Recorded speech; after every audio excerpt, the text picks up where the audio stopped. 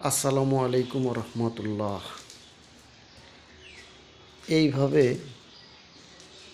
কোনো অফিস বা প্রতিষ্ঠান বা বাড়ির দরজা, ওয়াল, জানালা সব কিছু এভাবে নষ্ট করার প্রতিবাদ জানাই, সকলের দৃষ্টি আকর্ষণ করি।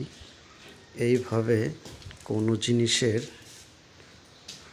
উপরে এইভাবে ময়লা না ফেলে এখন সস্তায় টিস্যু ব্যবহার করা যেতে পারে, বা একটু কষ্ট করে মাথায় মুছে ফেললেও হয়। এভাবে দেয়াল ওয়াল নষ্ট করার কোনো যুক্তি নাই। এ থেকে বিরত থাকার জন্য সকলের প্রতি আহ্বান জানাই, সকলের দৃষ্টি আকর্ষণ করছি।